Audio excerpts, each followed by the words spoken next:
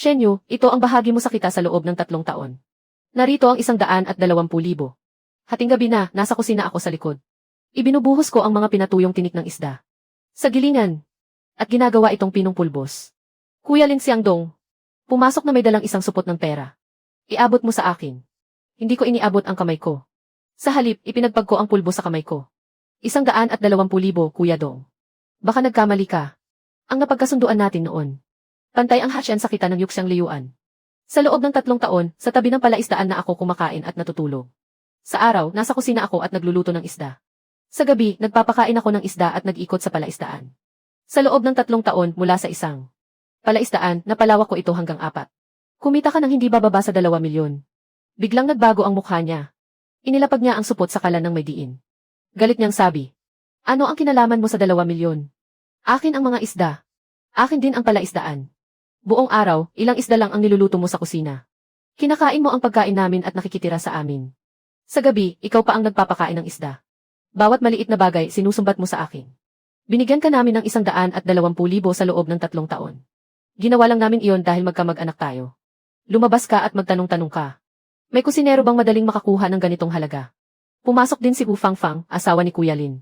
Itinaas niya ang kurtina sa pintuan at sumigaw. "Shenyu, noon wala kang mapuntahan. Mabuti na lang at pinatuloy ka ng kuya mo. Binigyan ka pa niya ng matitirhan at makakain. Pero ang kapal ng mukha mo, walang hiya ka. Akala mo isa ka talagang shareholder dito." Kumuha siya ng calculator. At mabilis na nag-type dito. "Sa loob ng 3 taon, kumain ka ng pagkain namin. At tumira sa bahay namin. Buwan-buwan, 2,000 para sa pagkain at tirahan. Hindi naman sobra iyon, di ba? Sa 3 taon, mahigit 70,000 lang. Kapag pinagsama-sama ang lahat. Katumbas iyon ng 3 taon. Na 200,000 ang sweldo namin sa iyo. Nagreklamo ka pa na kulang. Hindi ko siya pinansin. Patuloy lang siya sa walang tigil na panunumbat. Kuya. Sa halip ay tumingin ako kay Lin Xiangdong. 3 taon na ang nakalipas, muntik nang magsara ang palaisdaan mo. Umiiyak kang nakiusap sa akin na humanap ng paraan. Nangako kang basta mapatakbo ko ulit ang palaisdaan. Pantay ang hatsyan sa kita. Pero ngayon, kumita ka na ng mahigit 2 milyon. At 120,000 lang ang ibabahagi mo sa akin. Nainip si Lin Xiangdong. Ibinato niya sa mukha ko ang supot ng pera. Karapat dapat ka ba sa pantay na hatsyan? Iyan lang ang pera mo.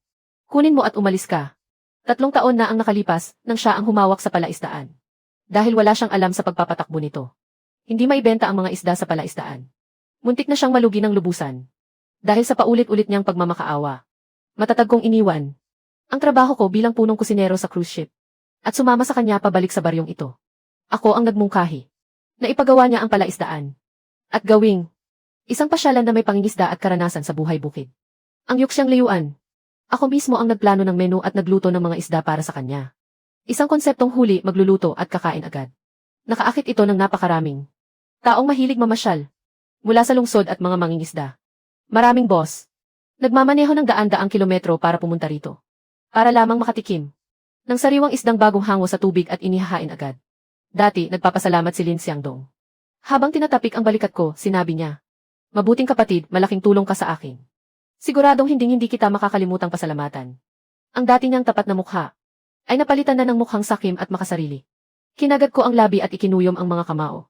Yumuko ako at pinulot ang plastic na bag na may lamang pera. "CJ, ang perang ito, ituring mong bayad na. Para wakasan ang samahan nating magkapatid." Lin Xiangdong. Huwag kang magsisi sa huli.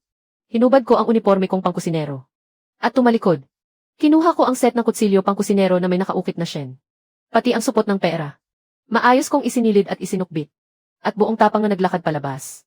Ang walang kwentang batang iyon, naglakas loob pang bantaan ka. Mukhang hindi niya alam na ang kaunti niyang teknik at resipe sa pag-aalaga ng isda ay halos natutuhan ko na noon pa. Kahit mawala siya, magpapatuloy pa rin ang Yuxiang Liyuan natin. Gagawa pa rin tayo ng isda at kikita pa rin tayo. Napakalamig ng hangin sa huling bahagi ng taglagas. Nakatayo ako sa labas. Bahagya akong ngumiti. Talaga ba, Lin Xiangdong, mukhang hindi mo alam. Ang mga boss na nagmaneho ng daan-daang kilometro ay hindi talaga pumunta dahil sa husay ko sa pagluluto, kundi dahil sa mga isdang pinalaki sa palaisangang ito. Kung wala ang sarili kong pinasimulang pakain. Sa loob lamang ng ilang buwan, ang mga isdang pinalaki sa 4 na palaisangang ito ay magiging mababang uri ng panindang amoy puti. Pagdating ng araw na iyon, tingnan natin kung paano ka makababawi. Hindi ako bumalik sa barong-barong sa tabi ng palaisdaan. Sa halip, habang maliwanag ang buwan, Pumunta ako sa Lashan sa kanlurang bahagi ng Nayon. Ang lupang ito ay aabot sa 120 mu at matagal ng tiwangwang. Matagal nang tumutubo rito ang mga kumpol ng tambo. May lumulutang na puting alkali sa ibabaw ng tubig. Sa ilalim ng liwanag ng buwan para itong natabunan ng hamog na nagyelo. Mas gugustuhin pa ng mga taga-Nayon na magtrabaho sa lungsod kaysa galawin ang lupang ito. Dahil anumang itanim dito ay namamatay. At anumang alagaan ay namumuti at namamatay. Lumuhod ako. At inilubog ang kamay ko sa tubig. Pagkatapos ay dinilaan ko ang dulo ng daliri. Bahagyang maalat, bigla kong naalala ang 5 taon na ang nakalipas. Nang dumaong ang barkong pinagtatrabahuhan ko. At nakita ko ang isang pasilidad ng aquaculture na itinayo sa gilid ng disyerto. Ang mga lokal ay kumukuha ng maalat na tubig alkali mula sa ilalim ng lupa. At inaayos ang timpla nito para direktang makapag-alaga ng isdang dagat. Noon, matagal akong nakatayo roon at nakatingin.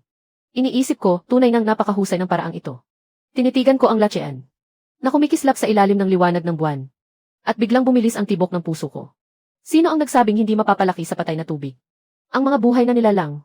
Kung kaya ng lahat ang mag-alaga ng isda at gumawa ng pakain. Dahil karaniwang tao lang din ang gumagawa nito. Magtutulak ako ng uri ng isda na hindi niya kayang palakihin. Kinabukasan ng umaga. Sa tanggapan ng konseho ng Nayon. Bitbit ko ang bag na may 120,000 na cash. At tumayo sa harap ng mesa. Gulat na tanong ng kalihim ng Nayon na si Tito Son sa kabilang panig. Ano ang sabi mo? Upahan mo ang Lashan sa kanlurang bahagi ng Nayon. Ang lupang iyon, kapag pinakialaman mo, kapahamakan ang abutin mo. Inilapag ko ang bag sa mesa. Kung tama ang taong humawak sa patay na tubig, mabubuhay ito. Kayo na ang magbigay ng presyo. Ikaw si Shen Yu, hindi ba? Niloko ka ni Lin Xiangdong. Makinig ka sa payo ni Tito Son. Galit man ako, wag mong gawing biro ang pera. Ilang taon ng tiwangwang ang giant shuiwa na ito. Ibubuhos mo rito ang 120,000. Ni isang tunog, wala kang maririnig. Sa paningin ng iba, lupang walang silbi ito. Pero para sa akin, hindi. Naayos ko na ang alat ng tubig. Ito ang pinakamagandang artipisyal na tubig dagat. Gusto kong subukan ang pag-aalaga ng mga isdang dagat. Pag-aalaga ng isdang dagat. Pag-isipan mong mabuti. Kailangan mong hukayin ang palaisdaan, lagyan ng sapin at magpakabit ng mga kagamitan. Araw-araw mong aayusin ang alat at susukatin ang kalidad ng tubig. Mahirap na, nakakapagod pa. At maubos pa ang pera. Bibili ka pa ng fingerling, regent, at pambayad sa kuryente. Alin doon ang libre? Sapat ba ang 120,000 para sa lahat ng iyan? Ako na ang bahala sa mga iyon. Kunin mo na lang ang kontrata. Kung malugi, sagot ko. Hindi ako hihingi ng tulong sa baryo. CJ, magbayad ka ng 2,000 kada taon. Kahit kaunting bayad lang, ayos na. 10,000 sa loob ng 5 taon, ano sa tingin mo? Normal ang upa para sa 120 mo ng lupa. Karaniwan, hindi bababa sa 50 o 60,000 bawat taon. Ang 10,000 sa loob ng 5 taon ay halos parang libreng ipinapamigay. Salamat, Tito Son. Agad kong pinirmahan ang kontrata at binayaran ang upa. Bumalik ako sa tiwangwang na maalat na latyan. Umupo ako at sumalok ng maputing lupa. Dinurog ko ito sa aking kamay. Lilinis ako ng putik, maghuhukay ng palaisdaan at magpapadaloy ng tubig. Talagang malaki ang proyektong ito. Habang nag-iisip ako, dumating sina Lin Xiangdong at Wu Fangfang. May kasama silang ilang taga-baryo. Lumapit silang nagtatawanan. Shen Yu, balita ko, inupahan mo ang lugar na ito. Balak mong mag-isa na lang na paunlarin ang lupang ito. Nakatayo si Lin Xiangdong na nakatalikod ang mga kamay. Tinitigan niya ang buong tigang na Lashan. Nasiraan ka na ba ng bait sa kusina? Nalason ka na yata ng usok ng mantika. Ano ang tutubo sa sirang lupang ito? Ano ang mabubuhay rito? Itatapon mo ang 120,000 sa lugar na ito. Ganoon na nga. Noong araw, nakatira tayo sa barong-barong sa tabi ng palaisdaan. Masaya na tayo noon, may pagkain at inumin. Ngayon, lumabas ka pa para uminom ng hangin sa hilagang kanluran. Baka tuluyan ka ng nasiraan ng bait. Nakiusyoso rin at nagtawanan ang ilang taga-baryo. Shen Yu, ilang taon ng tiwangwang ang sirang kanal na ito. Gusto mo pa rin itong upahan at gawing palaisdaan. Inggit ka lang. Malaki ang kinita ni Kuya Dong. Kaya nababaliw ka na sa inggit, ano? Sumabat ang isa pang binata. Siya nga si Kuya Dong. Napakaganda ng 4 mong palaisdaan. Bakit hindi ka na lang doon magtrabaho ng maayos? Kailangan mo pang lumabas para magpakapagod ng walang saysay. Sa 120,000, nakapag-asawa ka na sana. At nakapagpatayo pa ng bahay. Pero ibubuhos mo lahat sa sirang kanal na ito. Sa huli, wala ka ring mapapala. Shen Yu, may oras ka pang magsisi. Walang mabubuhay sa sirang lupang ito. Umuwi ka na. Sa amin, pwede ka pa ring maging katulong sa kusina. Pero kailangan nating pag-usapang muli ang sahod. Hindi na kailangan. Nanigas ang mukha niya. Dumura siya sa lupa. Hindi mo alam ang tunay na halaga ng mga bagay. Gusto kong makita kung paano kang mamamatay sa bulok na kanal na ito. Pagkasabi niya, kumaway siya. At umalis kasama ang ilang tao. Nakatayo lang ako roon. Mahigpit na nakakuyom ang mga kamao. Habang pinagmamasdan kong palayo ng palayo ang kanilang mga anino. Lin Xiangdong, darating ang araw. Luluhod ka sa harap ko. Para humingi ng tawad at awa. Para makatipid sa trabaho at gastos. Nakasuot ako ng gomang pantalon hanggang dibdib. At ako mismo ang naglinis ng putik sa palaisdaan. Ibinabaon ko ang asaro sa alkalinong putik. At umaalingasaw ang nakakatusok na amoy ng bulok na itlog. Mag-isa akong naghukay mula umaga hanggang gabi. Hanggang duguin ang mga palad ko. Binabalutan ko ng benda at ipinagpapatuloy ang paghukay. Pagsapit ng dapit hapon sa ikatlong araw. May benda na ang mga kamay ko. Nakaupo ako sa pilapil, umangat-ngat ng malamig na tinapay. Nang may isang lumang van, na maalog na dumating, at huminto sa gilid ng kalsada. Bumukas ang pinto, at bumaba ang isang babaeng maikli ang buhok, na nakasuot ng damit na pang-outdoor.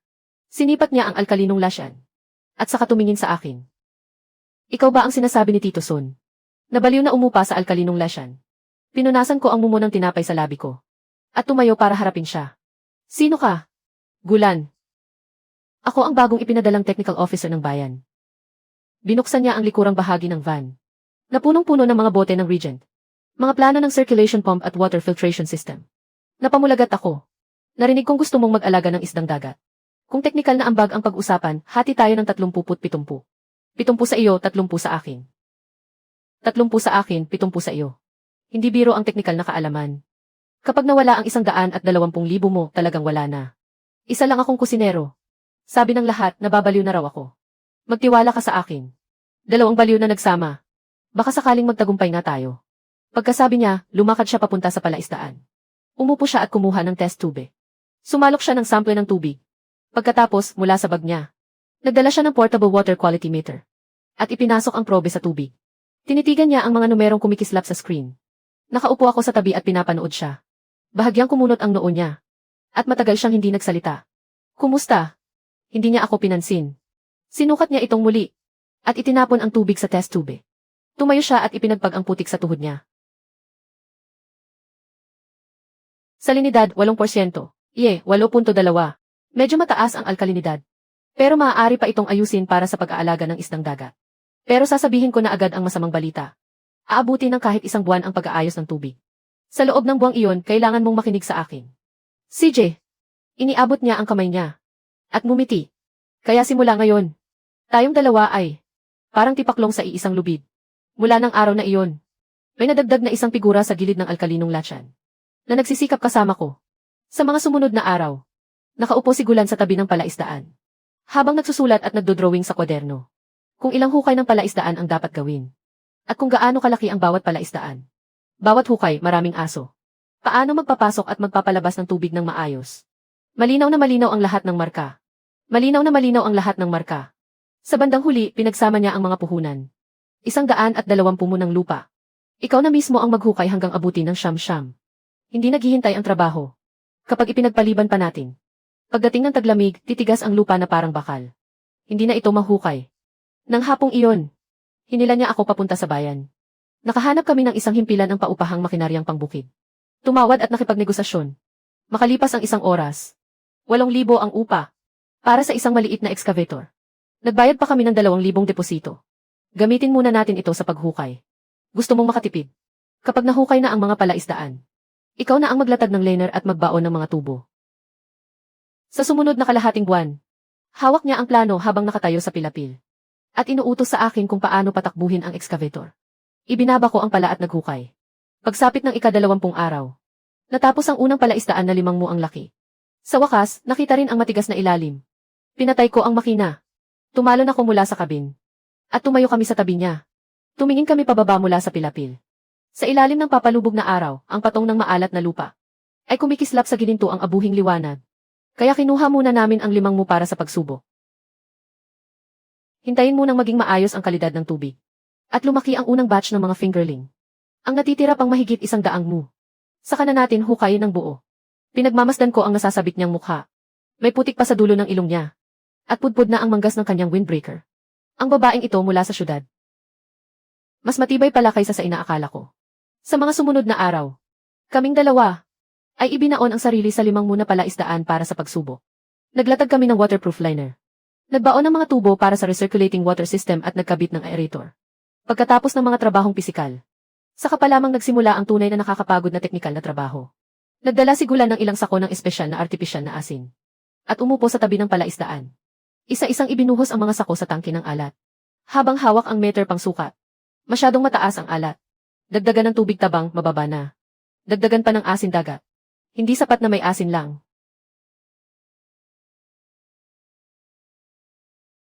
Dapat maging matatag ang salinity. Dapat ding maging matatag ang alkalinity.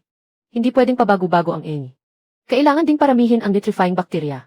Kapag naging maayos at malinis ang tubig, mabubuhay ang mga isda. Makalipas ang kalahating buwan, ang tubig sa palaisdaan, mula sa malabo ay naging malinaw. Sa ilalim ng sikat ng araw, makikita ang waterproof liner sa ilalim ng palaisdaan, na kumikislap ng pira-piraso. Umupo siya sa tabi ng palaisdaan, at isinausaw ang kamay para subukan ang temperatura ng tubig. Paglingon niya, sinabi niya, kapag matatag na, palakihin pa natin ang mga isda ng ilang panahon. Saka tawagin ang tagasuri para kumuha ng sample. Sa panahong ito, ang yuksyang liyuan ni Lin Xiangdong ay patuloy pa ring dinudumog ng mga tao. Balita ko, nagpalawak na naman siya ng 2 pang bagong palaisdaan. At kumuha pa ng 2 bihasang kusinero mula sa syudad. Mas mataas pa ang sweldo nila kaysa sa ibinibigay niya sa akin. Madalas silang personal na sumasalubong at nagpapaalam sa mga bisita. Ang mayamang amo mula sa lungsod. Pagkaalis niya, hindi niya nakalimutang pumunta sa gilid ng Giant Shuiwa. At manukso ng kaunti. Hoy, Shen Yu. Nangangarap ka pa rin ba rito? Malapit nang magtaglamig. Hindi mo pa nga nahukay ng buo ang lawa. Baka kalahating araw kang naghukay bago mo napagtanto. Na wala ka ring mapapabuhay dito. At nakikipag-abala ka pa sa isang hilaw na bata. Kung ano-anong kalokohan. At ngayon gusto mong bumalik bilang sauce chef. Ayaw na rin namin sa iyo. Hindi ka namin tatanggapin. Bobo ka talagang parang baboy. Ha ha ha ha ha. Tungkol kay Shen Yu. Diyan ka na lang sa sirang kanal na iyan. Ha ha ha. Walang silbi, umalis na tayo. Lin Xiangdong. Bumuga ng hangin si Lin Xiangdong. Hinila niya si Wu Fangfang palayo. Pinanood ko silang umalis at napangiti ako. Lin Xiangdong. Sana pagkalipas ng ilang araw, makatawa ka pa rin ng ganyan. Samantala, oras na ng hapunan. Masigla ang yuksyang liyuan. Ang mga mangingisdang iyon ay masayang nangingisda ng todo. Abala rin ang kusina. Ang mga isdang iniahon mula sa bagong lawa ay ginawang nilagang pulang isda. Nang maihain na sa mesa, natikman ito ng isang malaking amo. Ibinagsak niya ang chopstick at galit na sumigaw. Ang isdang ito. Bakit iba ang lasa? Kumpara noon. Ang isdang ito. Bakit iba ang lasa kumpara noon? Biglang tumahimik ang mga bisita sa paligid. Tumatakbong parang aso si Lin Xiangdong. Habang nakangiti ng todo, lumapit siya sa mesa. Boss Wang. Ano po ba ang sinasabi ninyo? Paano magiging iba ako mismo ang titikim? Kinuha niya ang chopstick at pumitas ng isang piraso ng laman ng isda. Isinubo niya, umunguya, saka nagkibit balikat. Ayan, pareho pa rin ang lasa. Baka hindi po maayos ang panlasa ninyo ngayon. Gusto po ba ninyong palitan namin ng mas malasa? Maanghang kaya. Lalong sumama ang mukha ni Boss Wang. Malakas niyang hinampas ang mesa. Akala mo ba ngayon lang ako kumakain ng isda ninyo? 3 taon na akong pumupunta rito bawat buwan. Hindi ko ba malalaman ang pagkakaiba? Itinuro niya ang plato ng isda. Maluwag ang laman ng isdang ito. At nagiging malambot habang ninunguya. Pagkagat mo, puro amoy putik ang bibig mo. Ano ba ito noon? Dati, siksik, sariwa at malinamnam ang laman ng isda. Pati sabaw, naubos ko. Pero ang inihain ninyo ngayon, ano ba itong kalokohang ito? Sino ang niloloko ninyo? Sumugod si Wu Fangfang. Habang nakangiting humihingi ng tawad. Ay, Boss Wang. Sigurado ngayong araw ito. Dahil sa sobrang abala ng kusina. Nagkamali sila ng paghawak. Kumalma po kayo. Magpapaluto agad ako ng panibagong isda. Papangakuan kong kapareho iyon ng dati. Bilisan mo. Kumaway si Boss Wang. Binuhat ni Wu Fangfang ang isdang hindi pa naubos. At hinila si Lin Xiangdong pabalik sa kusina. Pumulot din siya ng isang piraso ng laman ng isda at tinikman ito. Pagkatapos, tinitigan niya si Lin Xiangdong. Nananalaki ang mga mata. Ang lasa ng isdang ito ay wala namang ipinagkaiba sa dati. Dati pa man, bihira nang kumain ang mag-asawa ng mga isda mula sa palaisdaan. Kaya natural lang na hindi nila malasahan ang pagkakaiba. Kuya Zhou, ikaw pala. Ginawa ba ito ayon sa dating pamamaraan ni Shen Yu? O hindi? Boss. Sa loob ng 3 taon, matagal ko nang sinusunod ang lahat ng utos ninyo. Pinag-aralan ko ang lahat ng lihim na resipe ni Shen Yu. Sa pagluluto ng isda, tinitiyak kong eksaktong pareho ang lasa. Sa nakalipas na 3 taon, sa tuwing nagluluto ako ng isda, lagi siyang may hawak na kwaderno at nagsusulat sa tabi ko. Akala ko masipag lang siyang mag-aral. Kaya hindi ko iyon pinansin. Hindi ko alam na si Lin Xiangdong pala. Ay matagal nang naghanda ng kapalit ko. Sayang lang, hindi nila alam kung bakit masarap ang isdang niluluto ko.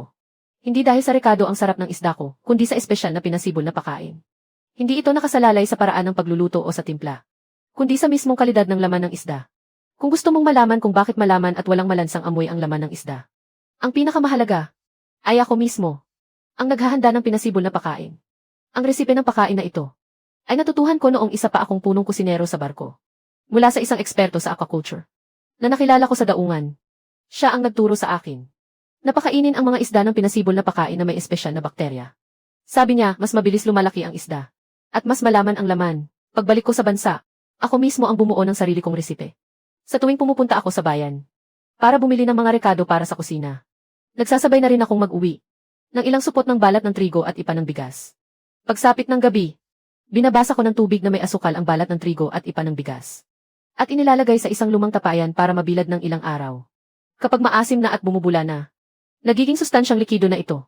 Kapag hinahalo ko ang pakain ng mga isda, ibinubuhos ko ang sustansyang likidong ito sa biniling yari ng pakain ni Lin Xiangdong. Isang buhos lang. Saka hinahaluan ng pinatuyong harina mula sa mga tinik ng isda sa kusina. Kapag pantay na ang halo, ikinakalat ko ito sa palaisdaan. Dahil dito, nagiging malaman, sariwa at malinamnam ang isda. At walang malansang amoy. 3 taon na. At nakatambak lang ang tapayan sa sulok ng kusina. Walang sinumang nagbigay rito ng halaga.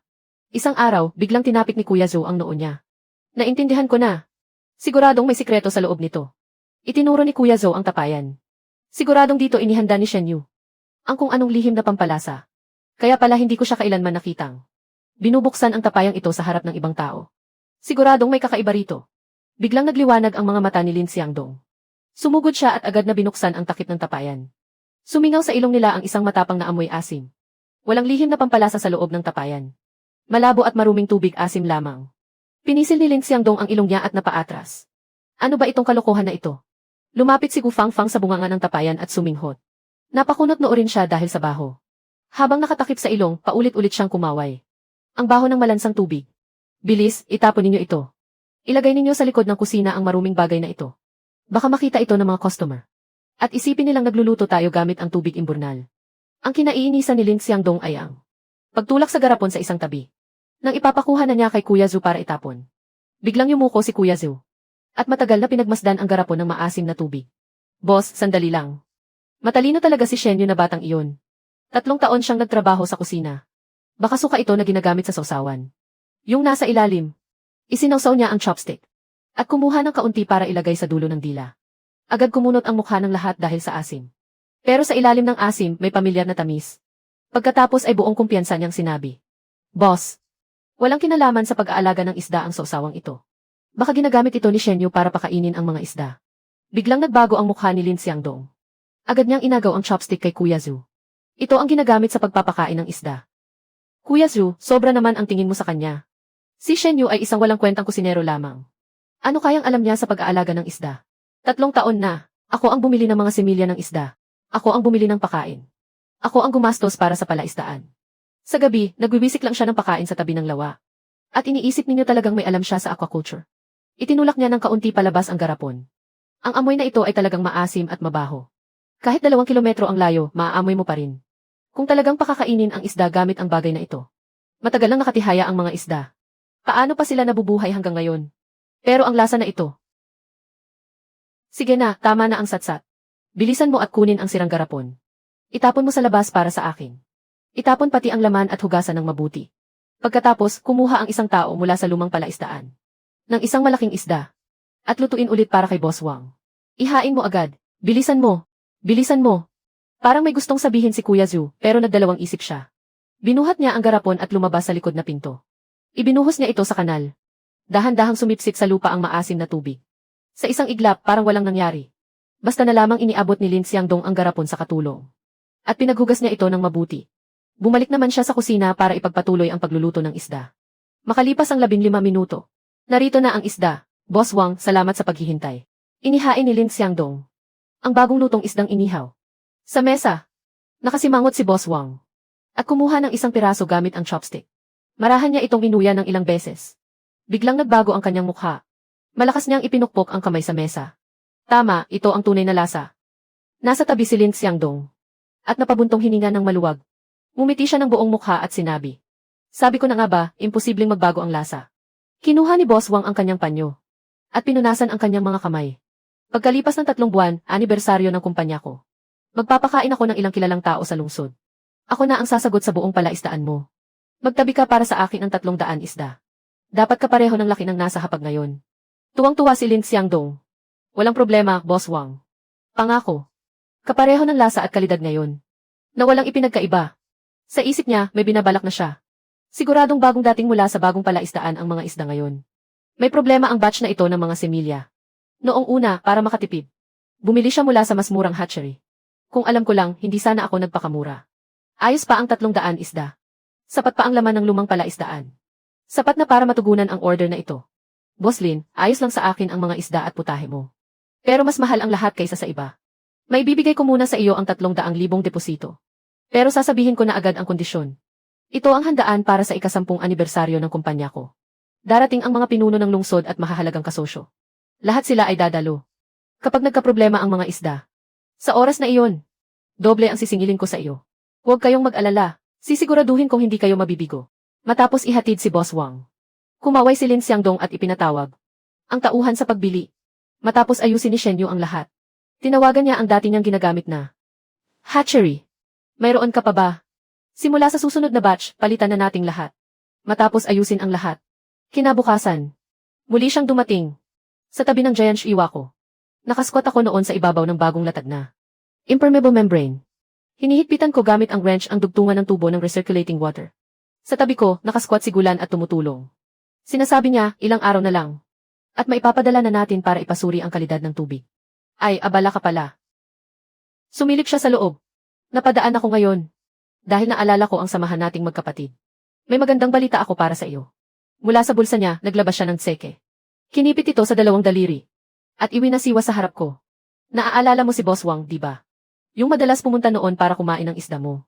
Pagkalipas ng 3 buwan, anibersaryo ng ika-10 taon ng kumpanya niya. Umorder siya ng 300 isda. At 300 putahe, nagkakahalaga ng 1,000,000 yuan. 300,000 agad ang ibinigay niyang deposito. Sa likuran niya ay sumusunod. Ang mahigit 10 taga na yon. Kung makatingin sila kay Lin Xiangdong. Para bang nakatingin sila sa Diyos ng kayamanan. Isang malaking order na 1,000,000 yuan. Malaking karangalan ito para sa buong nayon natin. Tama ka riyan. Sabi ni Kuya Dong. Manok, pato at gulay. Kalahati ang ambag ng bawat pamilya. Bibilhin niya sa presyo sa merkado. Makikinabang tayong lahat. Talagang makatarungan si Kuya Dong. Hindi niya kinakalimutang tumulong sa iba. Habang yumayaman siya. Hindi tulad ng ilang tao. Humukay lang ng isang sirang kanal. Nagpagod ng mahigit 2 buwan. Pero ni isang fingerling ay wala pa ring makita. Ha ha ha ha.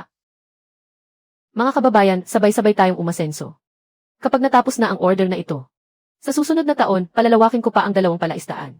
Lahat ng narito ay may bahagi. Huwag mong isipin na dahil may dilaw na buhok na tumutulong sa iyo, makakaahon ka na. Bantayan mo lang ang maalat na latsian na iyan at hintayin mamatay sa gutom. Dongzi, bakit mo pa siya pinapansin? Ilang taon na bang tiwangwang ang lupang ito?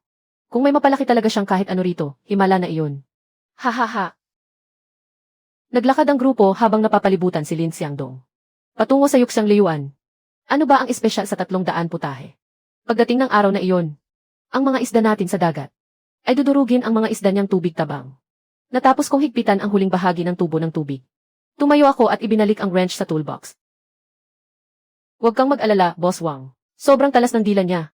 Sa 300 isdang ito ni isa, ay hindi pwedeng ihain sa mesa. Sa nakalipas na 3 taon, mahigit 1,000 araw. Dahil sa pagpapahalaga ko sa ugnayan ng magkapatid. Tinalikuran ko ang trabahong may taunang sahod na 300,000. At ang pagkakataong libutin ang buong mundo. Bumalik ako sa baryong ito. Para tulungan siyang iligtas ang palaisdaan. Mula nang mapunta ako sa kusina. Nagluluto ako ng isdang pinausukan sa kahoy. Sa gabi, natutulog ako sa maliit na kubol na ero sa tabi ng palaisdaan. Kapag tag-init, napakainit at maalinsangan. Mababa ang presyon ng hangin. Buong gabi akong nagbabantay. Hindi ako makapikit dahil baka tumigil ang aerator. Pagsapit ng taglamig, mataas ang temperatura sa greenhouse. Mabilis tumaas ang ammonia sa tubig. Kailangan kong magpalit ng tubig at ayusin ang kalidad nito bawat ilang araw.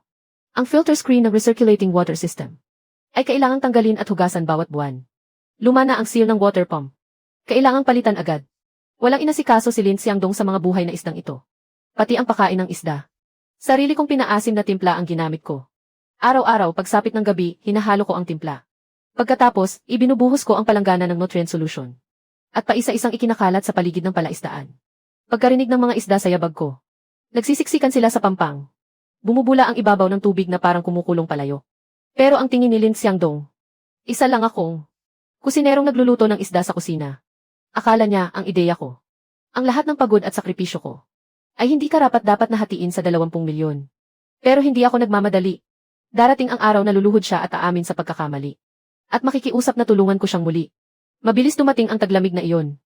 Sa palaisdaan ni Lin Xiangdong, naitayo na ang greenhouse. Maayos ding gumagana ang heating equipment. Hindi mababa ang temperatura ng tubig sa palaisdaan. Pero walang naghugas ng filter screen ng aerator. Araw-araw ay humihina ang sirkulasyon ng tubig. Umaahon ang dumi mula sa putik sa ilalim. May manipis na sapi ng bula sa ibabaw ng tubig. Higit sa lahat, walang nagbubuhos sa pakain. Ng nutrient solution na iyon, 2 buwan nang kumakain ang mga isda. Ng tuyong finished feed. Araw-araw, numinipis ang katawan nila. Minsan ko silang pinuntahan. Muntik na akong matawa ng harapan. Mainit na mainit sa greenhouse. Ang mga isda sa ilalim ng ilog ay tamad na tamad. Halos kalahating araw bago pumitik ng buntot. Dati kapag tumatapak ako sa pilapil ng palaisdaan, agad silang nagsisiksikan papunta sa akin. Ngayon, kahit nakatayo na ako roon ng matagal, ni isa ay hindi umaahon. Sobrang lamig ng taglamig. Halos wala nang malalaking boss na pumupunta para kumain ng isda. Paminsan-minsan, may 2 tagalungsod na nagmamaneho papunta rito. Nag-order sila ng isang buong mesa ng pagkain. Pagkatikim pa lang ng ilang subo ng isda, kumunot na ang noo ng lalaki. Boss, bakit ganito ang lasa ng isda ninyo? Malamig kasi, hindi gumagalaw ang mga isda. Normal lang na mas malambot ang laman. Kung hindi kayo sanay, wag na kayong umorder sa susunod. Ano ba ang ugali mong iyan? 2 taon na akong kumakain dito. Noong si Chef Shen Yu pa ang nagluluto. Malinaw na hindi ganito ang lasa. Nang marinig ang pangalan ko, Wu Fangfang. Agad niyang ibinagsak ang menu sa mesa. Kung gusto ninyong kumain, kumain kayo. Kung ayaw, umalis kayo sa bahay namin. Ngayon, nagpalit na kami ng bagong kusinero. Malinaw na mas masarap ang luto niya kaysa sa kay Shen Yu. Mas masarap ng sobra. Nagbayad ang customer sa mesa ng nakasimangot. Binuksan niya ang pinto at bulyaw na sinabi. Walang patutunguhan ang tindahan ninyo. Pwede bang tumahimik ka muna? Nagkamali ako ng sinabi. Hindi naman siya malaking kliyente gaya ni Boss Wang. Ano bang kinatatakutan mo? Ilang hampas lupang customer lang naman iyon, bakit sila pagbibigyan? Hindi nagsalita si Lin Xiangdong. Tinitigan niya ang bakanting paradahan sa tapat ng pinto. Hindi maganda ang itsura ng mukha niya. Habang pinagmamasdan ang lahat ng ito. Mapait akong tumawa, hindi pa naman nagtatagal ang taglamig. Pagdating ng kasagsagan ng taglamig, ang maputik na amoy na umaahon mula sa ilalim ng palaisdaan, ay pati ang mga natitirang matatandang isda, ay hihilahin pababa sa tubig. At gaya nga ng inaasahan buong taglamig, ang mga isda sa yuksi ang layuan, ay lalong pumapangit ang kalidad. Ang mga taong pumupunta roon para kumain ng isda, kapag nagsabing may kakaiba sa lasa, ay pagmumura ni Wu Fangfang ang inaabot. Dahil dito, lalo nang kumonti ang mga customer. Pati ang mga mangingisdang pumupunta roon kapag taglamig, ay nakaramdam na may mali. Isang matandang lalaki na may suot na sombrerong pang taglamig. Ang buong umaga ay nakayuko sa isang pwesto ng pangingisda. Ang kanyang boya ay tila hinang sa ibabaw ng tubig. Ni hindi gumagalaw. Nagreklamo rin ang ilang mangingisdang nasa tabi niya. Noong mga nakaraang taglamig, marami pa ring nahuhuli. Ngayon, kalahating araw na, wala pa ring kumakagat. Ano ba ang nangyayari? Nang magligpit ng pamingwit ang matanda, umiling siya. Habang may ibinubulong sa sarili. Ayaw kumagat ng mga isda. Baka mali ang pain. O baka hindi na kasingayos ng dati ang palaisdaang ito. Isinukbit niya ang bakanting lalagyan ng isda sa balikat. At umalis nang hindi lumilingon. Pagkatapos noon, dumami ng dumami araw-araw. Ang mga bakanting lalagyan sa mga pwesto ng pangingisda. Noon, kailangan pang agawan ang mga pwesto kapag taglamig. Ngayon, paisa-isa na lang ang 2 o 3 taong nakaupo. Lumilipas ang kalahating araw nang walang kahit isang tunog ng pamingwit. Kalaunan, kahit ang 2 o 3 taong iyon ay hindi na pumunta. Naging walang laman ang lugar ng pangingisda. Sa loob ng malaking greenhouse, ang oxygenator na lang ang natira. Humuhuling tuloy-tuloy. Ang ibabaw ng tubig ay napakatahimik at malinaw na nasasalamin. Ang bakal na balangkas ng bubong ng greenhouse, si Wu Fangfang, ay nakatayo sa tabi ng walang lamang lugar ng pangingisda. Mas malamig pa ang mukha niya kaysa sa blizzard sa labas. Tingnan mo nga, tingnan mo. Wala nang ni isang taong nangingisda. 2 o 3 mesa na lang ang kumakain sa isang buong araw. Kung magpapatuloy ito, hindi na natin mababayaran kahit ang kuryente. Bakit ka nagmamadali, ganyan talaga kapag taglamig? Hindi mahilig gumalaw ang mga isda at ang mga tao. Hintayin mong sumapit ang tagsibol. Kapag natapos ang malaking order ni Boss Wang na 1 milyong yuan, mas malaki pa iyon kaysa sa kinikita natin sa loob ng Taon. Doon lang muling sumigla ang mukha ni Wu Fangfang. Habang nangangarap ang mag-asawa, ang resulta ng pagsusuri sa kalidad ng tubig ng eksperimental na palaisdaan ay ang ulat ng pagsusuri sa kalidad ng tubig ay sa wakas lumabas na. Nakaskot ako sa tabi ng palaisdaan at nililinis ang mga bato gamit ang bareta. Sa pasukan ng tubig nang dumating si Gulan sakay ng isang segundamanong van at biglang huminto. Bumaba siya ng sasakyan habang humihingal ng malalim. Magulong-magulo ang maikli niyang buhok dahil sa hangin. Hindi malaman sa mukha niya kung umiiyak ba siya o tumatawa. Nakatitig ako sa mukha niya. Parang lumaktaw ang tibok ng puso ko. Shenyu, lumabas na ang resulta ng pagsusuri ng tubig. Kumusta ang resulta? Pumasa sa pagsusuri ng kalidad ng tubig. Pumasa sa alat, day at mga trace element. Pasado lahat sa pamantayan. Shenyu, ang layunin nating mag-alaga ng isdang dagat. Sa wakas, maisa sa katuparan na. Parang may nahulog na bakal mula sa kamay ko. Bumagsak iyon sa lupa. Sa sumunod na segundo, bigla siyang sumugod sa akin. At niyakap ako. Natigilan ako sandali. Dahan-dahang humigpit ang mga braso ko. Habang kinakarga ko siya sa mga bisig ko. Marahan kong tinapik ang likod niya. Ang ganda talaga. 3 buwan na. Paghuhukay ng palaisdaan, paglalagay ng lining, pag-aayos ng tubig, at paghihintay sa mga ulat. Ibinuhos ko ang buong puso at lakas ko. Gabi-gabi akong nag-aalala.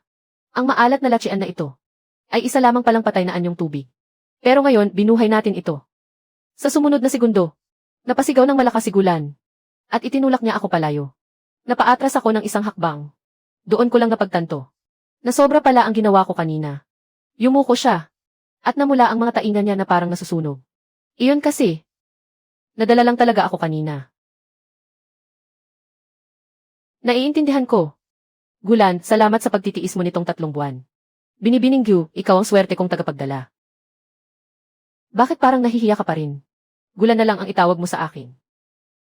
Sige, Gulan. Ang pagtulong ko sa iyo ay pagtulong ko rin sa sarili ko. Dati, isa akong empleyado sa Municipal Aquatic Research Institute. May hawak akong isang proyekto tungkol sa pag-aalaga ng isdang dagat sa maalat-alat na tubig. Pero hindi ito sinuportahan ng institute. Sabi nila, masyadong malaki ang kapalit. Wala raw itong praktikal na gamit. Kaya sa bugso ng damdamin, nagbitiw ako. Bitbit ang mga datos at plano. Naglibot ako sa ilang bayan. Sa wakas, nakilala rin kita. Isang taong kasing tatag at kasigasig ko. Shenyu, salamat sa pagtitiwala mo sa akin. At salamat din sa pagbibigay mo sa akin ng pagkakataon na magtiwala sa iyo. Nagkatinginan kami at sabay nang umiti. Pinulot ko ang bakal mula sa lupa at itinuro sa tubo ng asukal. Kung gayon, binibininggu. Ang gawain natin bukas ay magpakawala ng mga punla. Maghanda na tayong buksan ang palaisdaan. Kinaumagahan, pinuntahan namin ang ilang hatchery sa bayan. Pero nang marinig namin ang presyo, nanlumo kami. Ang malalaking punla ng Dongxingban ay 80 yuan bawat isa. Para sa 5 muna palaisdaan, kailangan ng hindi bababa sa 2,000 piraso. 160,000 agad ang halaga ng mga punla. Hindi pa kasama ang bayad sa transportasyon. Isang kahon na ipapadala sa himpapawid mula sa baybaying lugar. Mas mahal pa ang pamasahe kaysa sa mismong punla. Ang natitirang pera sa account natin ay 50,000 na lang. Kapag bumili tayo ng punla, wala nang pambili ng pakain. Baka bawasan muna natin ang ilalagay. Kapag naibenta ang unang ani, hindi na natin kakailanganin iyon. Tinulungan ko siyang makatayo. At inilabas ko ang cellphone ko. Noong nagtatrabaho ako sa cruise ship, may nakilala akong supplier na dalubhasa sa mga rutang papunta sa Timog Silangang Asya. May hatchery siya sa katimugang baybaying lugar. Nasagot ang tawag. Diretso kong pinindot ang hands-free. Hello. Kuya Zeng, ako si Shenyu. Kailangan ko ng Dongxingban na malalaki ang sukat. Para sa inland salt alkaline water aquaculture. Bigyan mo ako ng makatarungang presyo. Shenyu, hindi ba ikaw ang chef sa cruise ship? Bakit ka napunta sa inland aquaculture? Umuwi na ako. Niloko ka siguro, bata. Mabubuhay ba ang Dongxingban sa salt alkaline water? Huwag mong sirain ang mga fingerling ko. Umalis na ako sa trabaho sa cruise ship. 3 taon akong tumulong sa mga tao sa probinsya. Freshwater aquaculture. Ngayon, sarili ko naman ang aasikasuhin ko. Tingnan natin kung mabubuhay ang mga ito sa salt alkaline water. Ibenta mo sa akin ang mga fingerling at malalaman natin. Inland aquaculture. Dongxingban. Ang tapang mo naman. Sige, gusto ko ang sipag at tapang mo. May isang batch ako ng malalaki ang sukat na fingerling. 15 sentimetro, walang pili-pili sa kalidad. Ang presyo sa merkado ay 80. Bibigyan kita ng 40 at ako na sa pamasahe. Pero babalaan muna kita. Malaki ang lugi sa pagpapadala ng fingerling ng ganoon kalayo. Kung kakaunti lang ang kukunin mo, hindi ito sulit para sa akin. Magsimula tayo sa 2,000 piraso. Kailangan mong magbayad ng 80,000. Kuya Zeng, hindi ko kayang ilabas ang 80,000 ngayon. 50,000 lang ang hawak ko. Ganito na lang, padalhan mo muna ako ng 1,250. Ituring na nating trial batch. Kapag isinama ang pamasahe at halaga ng fingerling, aabot sa 50,000. Masyadong mababa ang presyo ng batch mo. Gastos pa rin ang bawat araw. Mas mabuting subukan muna natin ang bagong landas sa inland aquaculture. Kapag nabuhay ang batch na ito, sa susunod, magbabayad ka pa ng 40. Palalawakin ko ang sakahan sa 10 o 20 mo. Sa hinaharap, magiging daanan ko ang Dongsingban papunta sa Hilaga. Ako ang mag-aayos ng ruta para sa iyo. Hindi ka pala nag-aksaya ng panahon sa cruise ship. Mas mahusay ka pa sa pagnenegosyo kaysa sa akin. Sige, dahil sa mga sinabi mo. Ang 40 ay ituring mong bayad sa pagtuturo. Magpadala muna ako ng 1,000 para subukan mo ang tubig. Wala akong pananagutan kung mamatay ang mga ito. 50,000 talaga. Kinaya ko rin. 1,000 fingerling na nagkakahalaga ng 80,000. Mga fingerling ng Dongsingban. Pagkababa ko ng tawag, nanlaki ang mga mata ni Gulan. Isinuksok ko ulit ang telepono sa bulsa ko. May koneksyon at karanasan sa mundo. Mas nagiging mahalaga ang tao. Pagkaraan ng 3 araw, dumating ang mga fingerling. Umupa si Kuya Zeng ng isang refrigerated truck. Magdamag niya itong ipinadala mula sa timog. Pagbukas ng pinto ng truck, sumalubong sa amin ang maalat at malansang amoy ng dagat. 12 ng puting styrofoam box. Nakasalansan ng maayos. Binuksan namin ang mga seal. Sa bawat kahon ay may bag na may oxygenated water. Sa loob, matingkad na pula ang mga Dongsingban fingerling. May mga batik na parang bituin sa kanilang palikpik sa likod. Nagkakagulo sila sa likod ng plastic. Umupo kaming dalawa sa tabi ng lawa at isa-isang sinuri ang mga kahon. Matapos tiyaking walang namatay na fingerling. Isa-isang ibinaba ang mga bag sa tubig. Hinayaan naming lumutang ang mga bag sa ibabaw ng tubig. Dapat manatili sa loob ng 2 degree ang diferensya ng temperatura. Tutok si Gulan sa thermometer. Paminsan-minsan, ipinapasok niya ang kamay sa bag. At marahang hinahalo ang tubig ng ilang beses. Pagsapit ng dapit hapon. Handa na ang lahat ng paghahanda. Magkatabi kaming nakatayo sa pilapil. Tumingin sa akin si Gulan. Matatag na ang alat ng tubig. Angkop ang temperatura ng tubig. Sapat na rin ang dissolved oxygen. Ibaba na natin sila sa lawa. Yumuko ako. Ibinaon ko sa tubig ang bungad ng unang sako. Bahagya ko itong itinagilid at marahang inalog. Kumampay ang buntot ng mga anak na Dongsingban. At dumula sila palabas. Umikot sila sa ilalim ng tubig. Diretso silang sumisid sa malalim na bahagi ni hindi lumingon. Sinundan agad ito ng 2 at 3 sako. Parami ng parami ang mapupulang anino. Umaahon ang mga ito mula sa mga sako. Kumakalat at naglalaho sa kumikislap na tubig sa ilalim ng palaisdaan. Nang maibaba na namin ang lahat, dahan-dahang tumayo si Gulan. Hindi siya gumagalaw. Nakatitig siya sa ibabaw ng tubig, kabadong-kabado. Buong gabing wala kaming sinabi sa isa't isa. Tahimik kaming nagbantay sa tabi ng palaisdaan. Tahimik kaming nagbantay sa tabi ng palaisdaan. Hawak ang flashlight, si Gulan ay naglakad sa pilapil. Hindi ko na mabilang kung ilang ikot. Paminsan-minsan, lumuluhod siya. Sinusuri kong nakahiga na sa ilalim ang mga anak ng isda. Tinitingnan kung gumagalaw ang kanilang hasang. 3:00 ng madaling araw. May ilan pang umaahon para huminga. Kinuyom niya ang mga kamao sa sobrang kaba. Ni hindi siya makapangahas huminga. Hanggang kinabukasan. Nang bahagya pa lamang lumiwanag ang langit. Ikinalat ko ang unang timplang pagkain. Sa paligid ng palaisdaan. Biglang sumabog ang dating payapang ibabaw ng tubig. Dagsaang umaahon ang daan-daang Dongsingban. Nagunahan sila sa pagkain sa ibabaw ng tubig. Bumuo sila ng mga alon na salit-salitang pula at puti. Nakatitig si Gulan sa mga alon. Napatanga siya ng 3 buong segundo. Pagkatapos, bigla siyang naupo sa pilapil. Bumuhos ang kanyang mga luha. Shen Yu. Talagang nakapag-alaga tayo. Ng isdang dagat sa loob ng lupain. Nagtagumpay tayo. Sa mga sumunod na araw, napagpasyahan naming itago ang palaisdaang pang-eksperimento. Mula sa bayan, si Gulan ay bumili ng ilang rolyo ng lambat na panangga sa araw. Pinaligiran ko ng lambat ang buong pilapil. Nagtanim din ako ng hanay ng mga tambo sa gilid ng tubig. Kung titingnan mula sa labas, ang 5 muna palaisdaang ito ay parang isang lugar na hindi pa nalilinis na masukal na lupain. Walang mag-abalang tumingin dito ng pangalawa. Inayos ni Gulan ang huling bahagi ng lambat na panangga sa araw. Pagkatapos, ipinagpag niya ang alikabok sa kanyang mga kamay. Kakapakawala pa lamang ng mga anak ng isda. Takot sila sa liwanag at sa biglang ingay. Hintayin muna nating masanay sila bago natin alisin ang lambat. Kapag mataas ang puno, mas malakas ang hangin. Sa ngayon, mas mabuting kaunti lang ang nakaalam. Masyadong maraming matang nakamasid si Lin Xiangdong. Bago niya maihanda ang 300 mesa ng handaan. Bago pa man siya tuluyang malugi.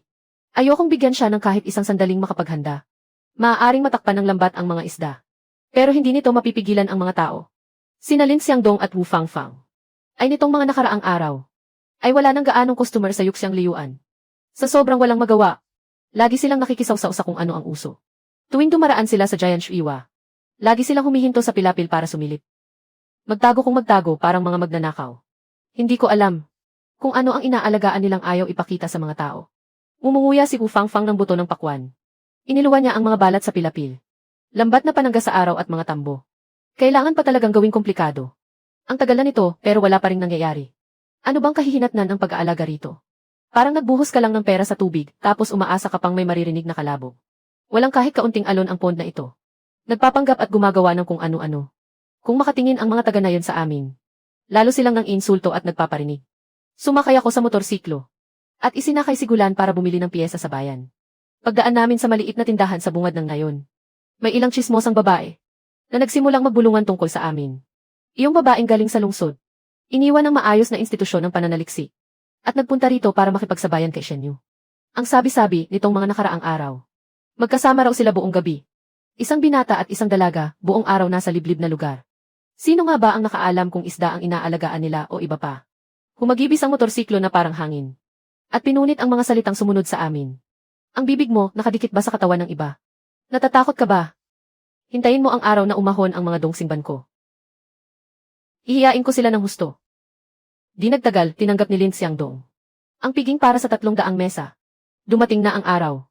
Nanguna ang Mercedes ni Boss Wang. Kasunod ang ilang van ng negosyo. At mahigit 10 bus. Dumating silang buong yabang at ingay. Sana yon? Mahigit 1,000 tao. Ang pumuno sa loob at labas ng Yuxiang Liyuan. Hanggang wala nang maipasok pa. Hindi na kasya ang paradahan. Kaya pumila ang mga sasakyan sa tabi ng pilapil. Matagal nang pinaghandaan ni Lin Xiangdong at ng mga taga na yon. Ang piging. Sa gitna ng 6 na palaisdaan. Sa pinakamalawak na bakanting lot. Sunod-sunod ang malalaking tolda. At nilatagan ng pulang tela ang 300 mesa. Inimbitahan ni Boss Wang. At kumpleto na ang mga putahe para sa 300 mesa. Bago pa lumiwanag, nagsimula nang magsindi ng kalan ang kusina. Tinapik ni Boss Wang ang balikat ni Lin Xiangdong. 3 taon na ang lumang restoran na ito. Huwag mo akong bigin ngayon. Hawak ang megaphone ni Wu Fangfang. Tumayo siya sa bungad ng Yuxiang Liyuan. Matinis at malinaw ang boses niya. Ihain na ang pagkain, 300 mesa, kailangang sabay-sabay. Huwag kayong mabagal. Sandaling naging napakaingay ng buong tabi ng pond. Nagiinuman at nagpapalitan ng toast ang lahat. Umaalingaw ang ingay ng mga tao. Tumayo si Boss Wang sa harap ng pangunahing mesa. At itinaas ang baso ng alak. Itinaas niya ang kamay para patahimikin ang buong lugar. Mga shareholder at kasosyo. At sa lahat ng kapatid natin sa kumpanya. Mga kapatid, ika-10 anibersaryo ngayon ng kumpanya. Maraming salamat sa inyong lahat sa pagsisikap. Bilang pasasalamat sa inyong lahat. Sadyang pinili ko ang restoran na ito. Ang lumang lutuing bukid na 3 taon ko ng kinakainan. 3 taon na. Ang mga isda nila ay hindi ako kailanman binigo. Pagkasabi niya nito, sumalok siya ng isang chopstick full na laman ng isda. At inilagay iyon sa bibig. Sa sumunod na segundo, biglang nagbago ang mukha niya. Ano ba itong kinakain ko? Saglit na natahimik ang buong tolda. Pagkatapos, isa-isang kumuha ng chopstick ang iba. At sumubo ng isda.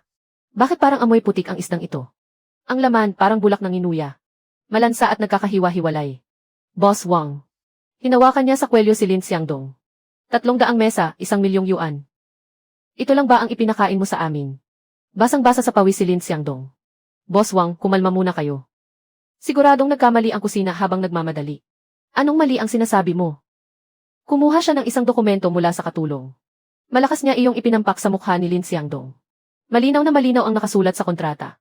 Nagkaproblema ang mga isda. Doble ang kabayaran. 2,000,000 walang bawas ang bayaran mo sa akin. Pinulot ni Lin Xiangdong ang kontrata. Nanginginig ang mga kamay niya. Lalong nagwala si Wu Fangfang. Ibinato niya ang hawak niyang megaphone. Umupo siya sa lupa at humagulgol. Paano nangyari ito? Hindi na sila pinansin ni Boss Wang. Kumaway siya at nagsabi. Sumakay na kayong lahat. Ilipat natin sa pinakamalaking 5 bituing hotel sa lungsod.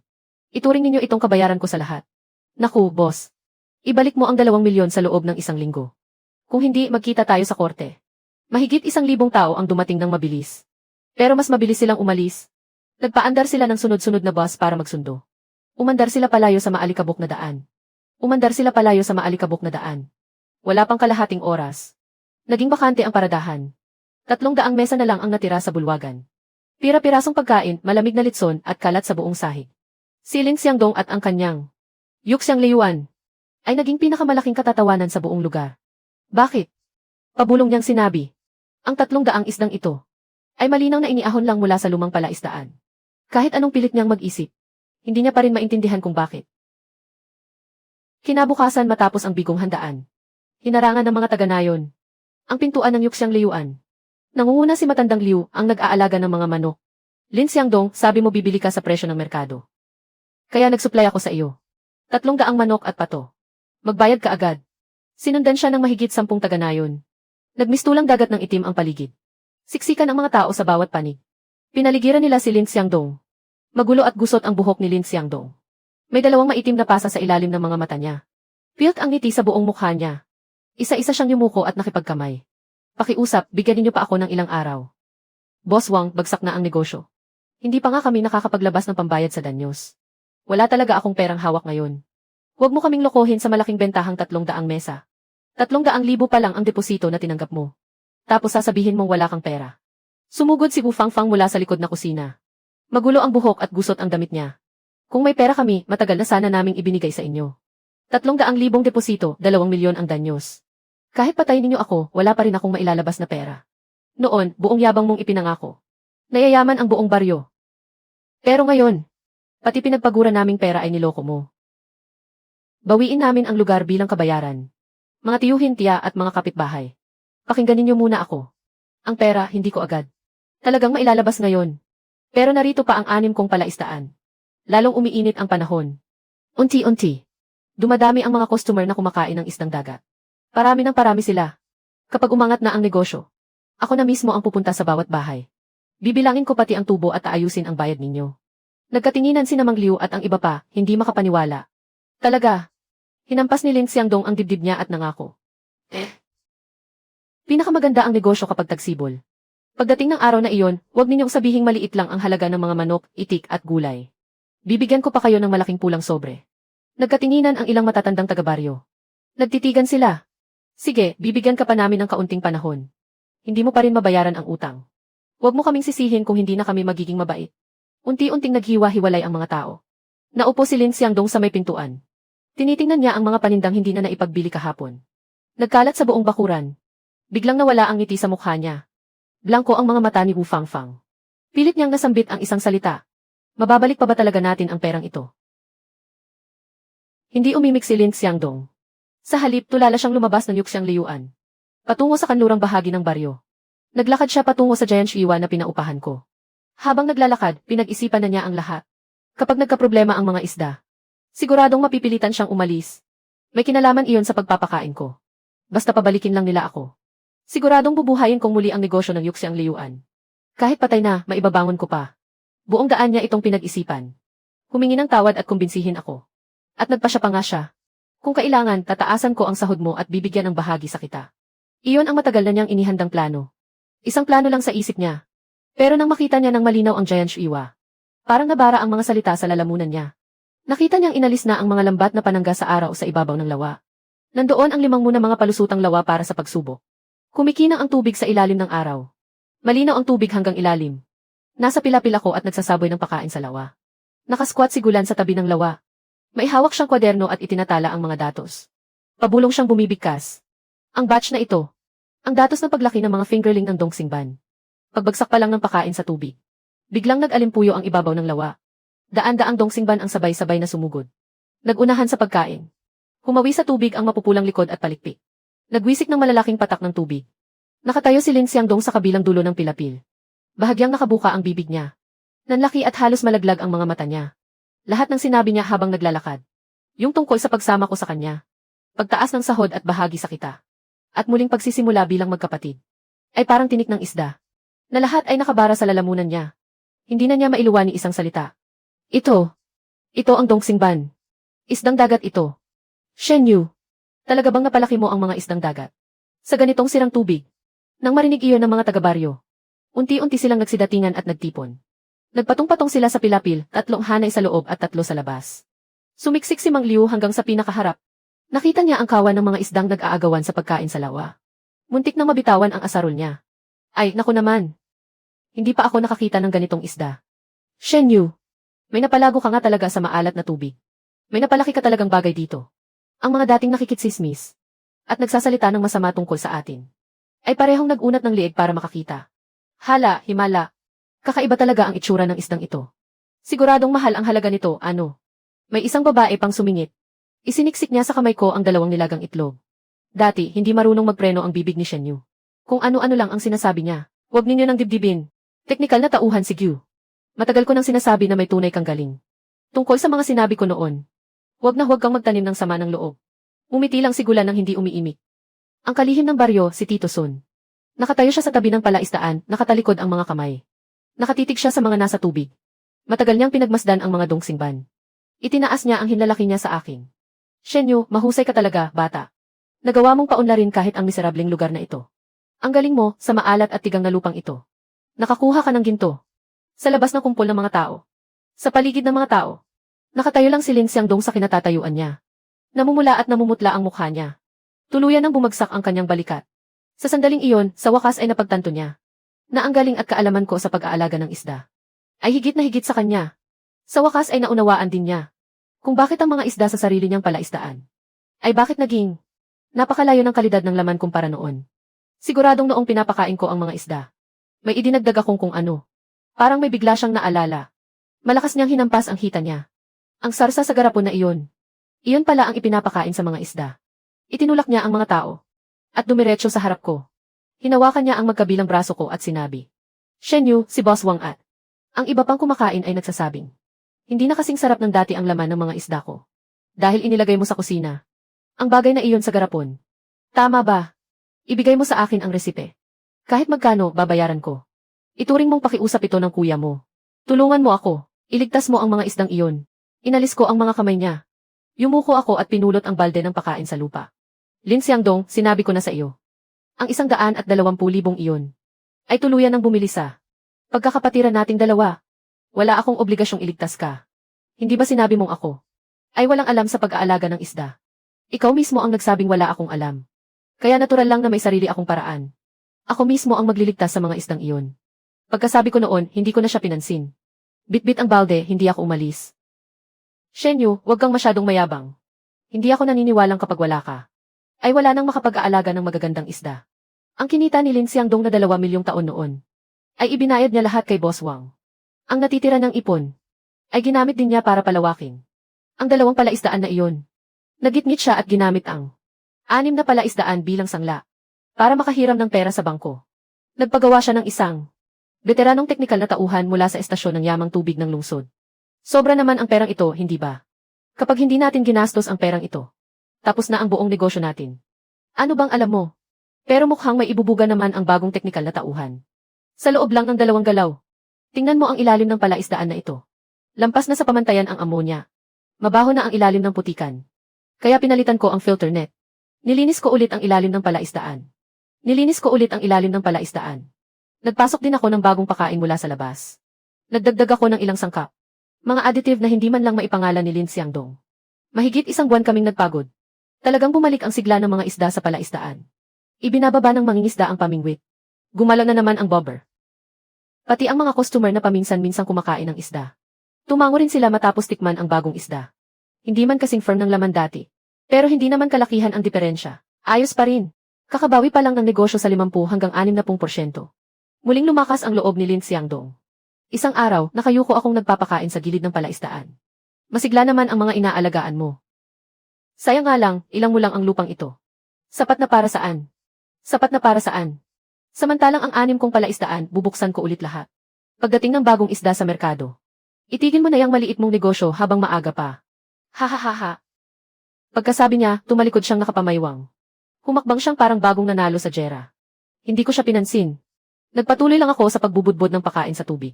Sa tabi ko, si Gulan ay nagtatala ng datos sa kwaderno. Hindi man lang siya nag-angat ng ulo. Yung mga additive na inilagay nila sa pakain. Sinuri ko na. Sa maikling panahon, nagpapalaki nga ito at nagpapabisa ng pataba. Pero sinisira naman ito ang atay ng mga isda. Hindi sila tatagal ng ganoon. Nang maubos ko ang huling dakot ng pakain. Tumayo ako at ipinagpag ang aking mga kamay.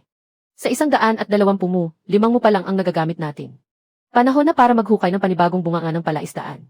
Sige, tutulungan kita. Nang mabalitaan nilang palalawakin ko ang palaisdaan. At mag-aalaga ako ng isdang dagat sa malawakang paraan. Ang mga taga na yon mismo ang lumapit sa akin. Nabalitaan kong palalawakin mo ang palaisdaan. Para mag-alaga ng isdang dagat sa malawakan.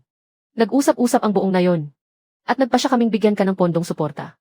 Para suportahan ang pagpapalalim ng palaisdaan, pagbili ng fingerlings at kagamitan. Kung magtagumpay ang pag-aalaga mo ng isdang dagat sa lupang maalat at alkalina. Kapag naging matagumpay ito, ang nayon natin ay maaaring kilalaning modelong nayon para sa natatanging aquaculture. Magbibigay sila ng suporta at pondo. At makikinabang ang buong nayon. Salamat, Tito Son.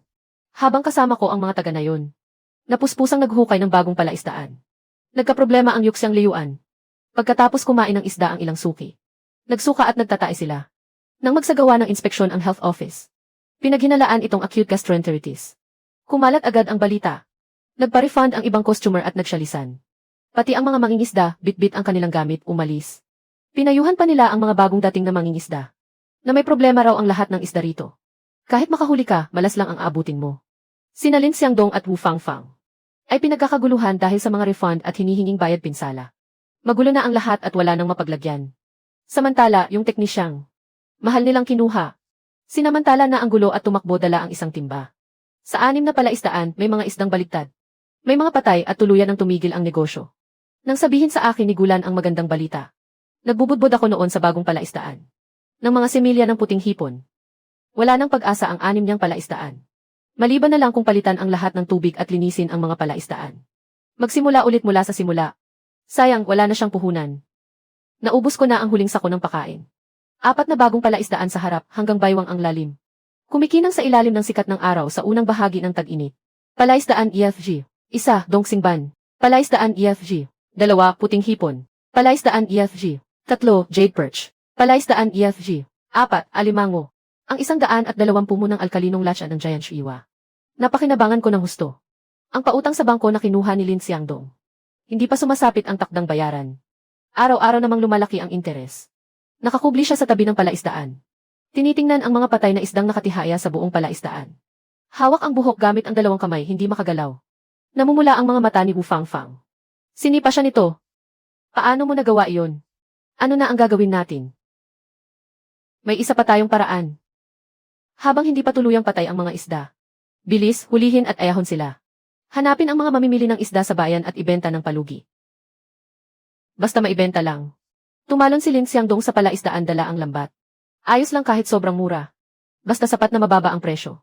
Hindi ako naniniwalang tatanggihan nila ito. Kinabukasan, kasi simula pa lang magliwanag. Nagmamaneho si Lin Xiangdong ng lumang van. Karga ang ilang timba na punong-puno ng isda. Bahay-bahay siyang nagpunta. Hinahanap ang mga mamimili ng isda at mga restoran sa bayan. Matapos ibaba ang presyo sa 30% ng normal na halaga. Napangiwi ang kabilang panig at napilitang tumango. Makalipas ang ilang araw. Sa 6 na palaisdaan, wala nang isdang nakatihaya. Naibenta na ang lahat habang hawak ni Lin Xiangdong ang bank card. Nakatayo siya sa tabi ng mga palaisdaang wala ng laman. Mahigit 100,000 ang kinita sa pagbebenta ng lahat ng isda. Sapat para bayaran ang interes sa 2 hulugan. Nakahinga siya ng maluwag. Pero tuluyan namang naubos ang laman ng 6 na palaisdaan. Dumating na ang tag-init. Ang una kong alaga ng mga isdang dagat. Opisyal nang iniahon mula sa tubig.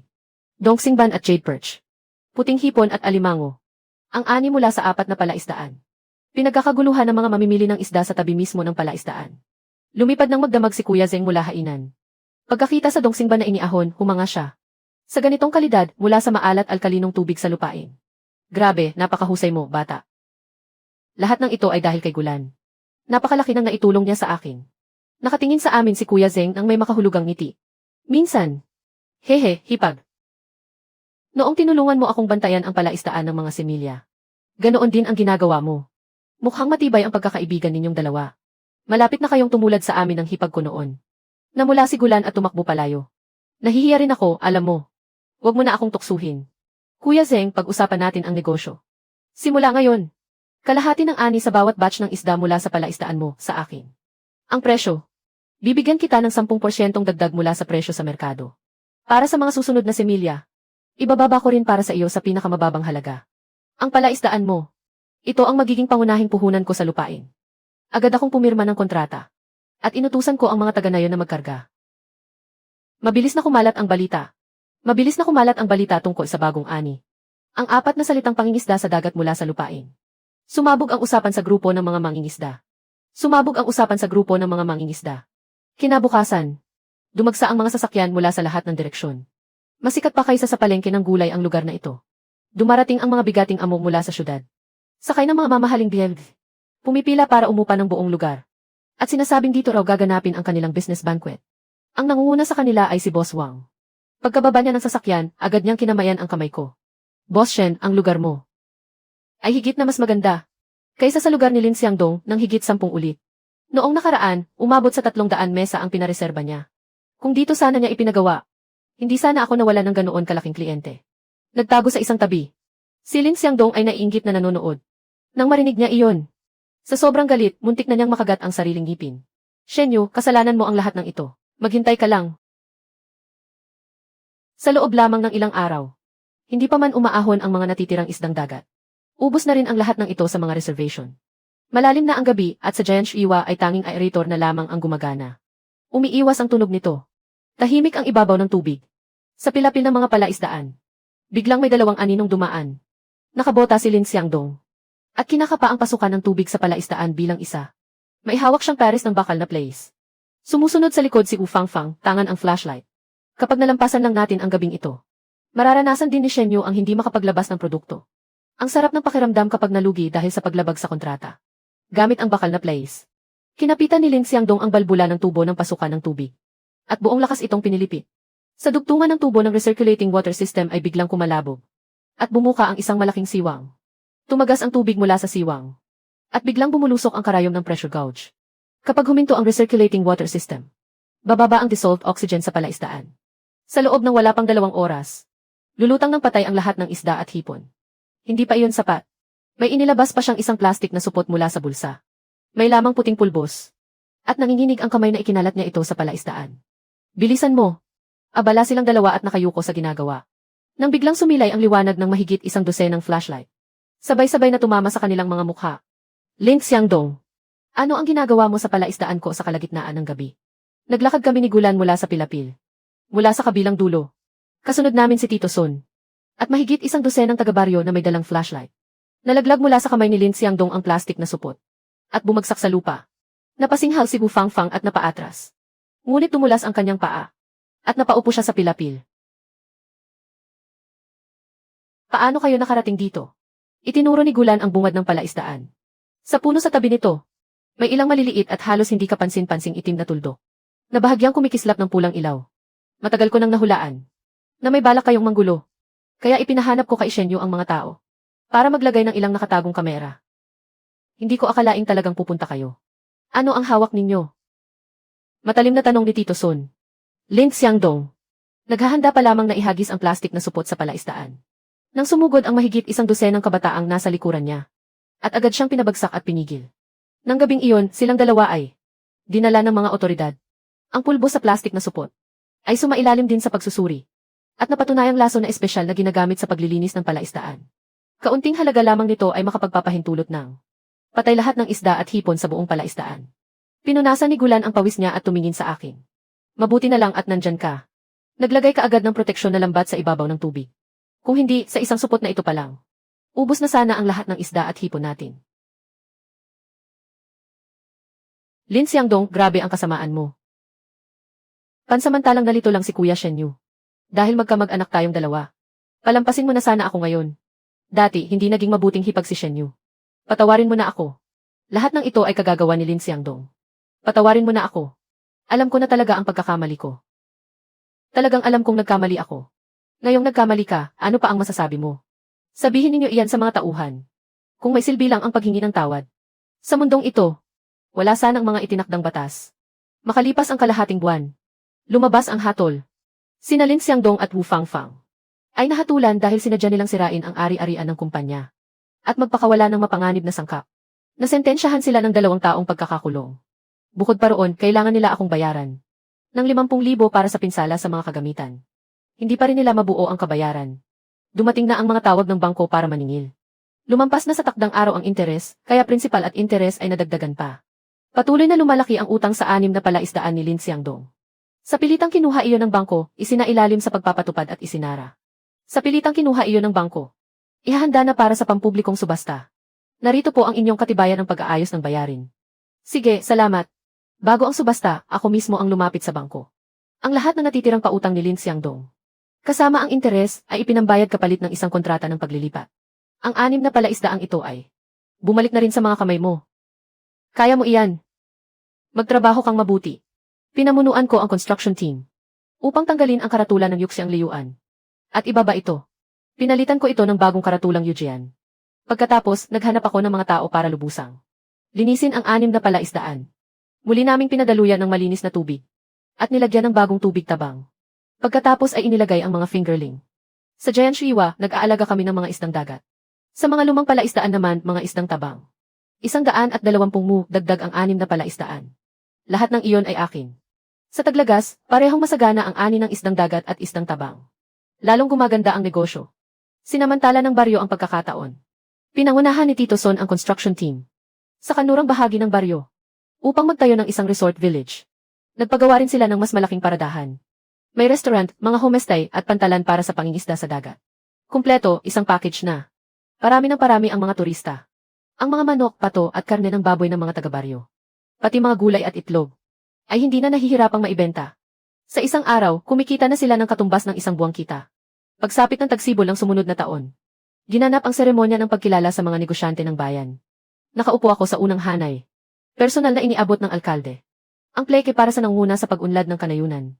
Nangunguna sa pag-unlad ng kanayunan. Iniabot niya sa akin ang plaque bilang nangunguna sa pag-unlad ng kanayunan. Sabay-sabay na nagpalakpakan ang mga taga-baryo sa ibaba ng entablado. Pagkatapos ng seremonya, bumalik ako sa tabi ng palaisdaan. Nakita kong nakaluhod si Gulan roon, sinusukat ang temperatura ng tubig. Tumingala siya at mumiti. Boss Shen, ano ang kakainin natin mamayang gabi? Kahit ano basta ikaw ang masusunod.